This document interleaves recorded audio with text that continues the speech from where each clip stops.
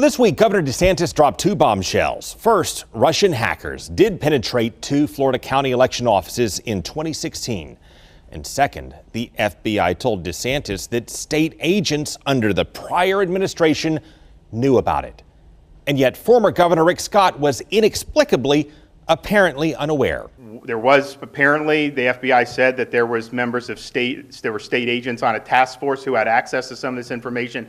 Obviously, the previous administration and the head of FDLE did not have that information.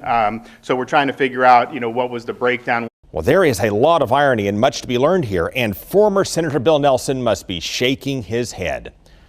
While the governor at the time, Rick Scott, was apparently in the dark, Nelson was trying to shine the light. They have already penetrated certain counties in the state. Nelson warned us that Russia hacked into some Florida voting records, but Governor Scott at the time, who was also running against Nelson in a Senate race, painted Nelson as wild and confused, and voters bought into it. So in sum, Bill Nelson is terribly confused. In short, former Senator Nelson paid the price for being right.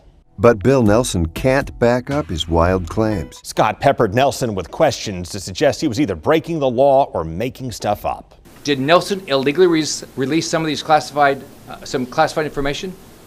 Or did he make this charge up of Russian penetration? He must provide evidence for his claims. Well, Nelson in turn said the evidence and the names of the counties involved are classified. And that's where Scott and his team mocked Nelson as irresponsible, reckless, and confused. Watch how this played out in the Scott for Florida ad.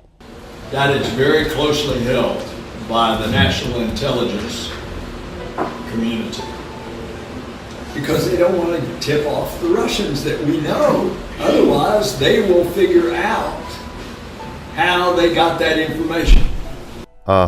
Tip off the Russians. Well, last month, when we said Scott mocked and dismissed Nelson for warning about the Russian hackers, Scott's spokesman pushed back by sending me this email, which reads, to state that Rick Scott mocked and dismissed warnings is not accurate. Even though the Scott for Florida ad closed by stating Bill Nelson is making stuff up. And even though that same spokesman who sent me that email claiming Scott did not mock Nelson had stated, direct quote here, the only people more confused than Bill Nelson are the people who have to listen to him speak, and that his attempts to undermine voters' confidence is irresponsible and reckless. In the same Scott campaign press release promoting the Bill Nelson is making stuff up ad. Ironically, it was Scott's campaign that was making stuff up in the ad mocking Nelson for making stuff up. The Washington Post fact-checked Nelson's claims and found that he made the whole thing up. No, the Washington Post did not conclude Nelson made the whole thing up. It just couldn't find information that backed up Nelson's warnings. But in fact, the actual Washington Post analysis here stated it is possible that this information exists and proves Nelson's claim. And again, what did the Scott for Florida ad say? The Washington Post fact-checked Nelson's claims and found that he made the whole thing up. Well, the first lesson here is that when it comes to politicians, you cannot always trust what they say. The second lesson here is that you cannot trust the state bureaucrats because bureaucracies often fail.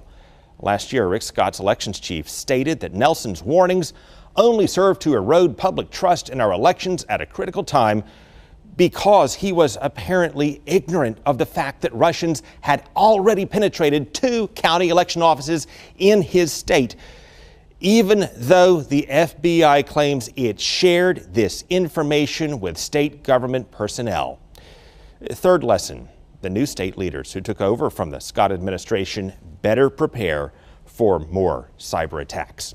In 2016, the Russian hackers could not have changed any election results based on what they got into, but they may have had the ability to alter voter registration data. This could have been a dress rehearsal to take voters off the voting rolls and sow chaos in the nation's largest swing state before the next national election, which happens to be next year.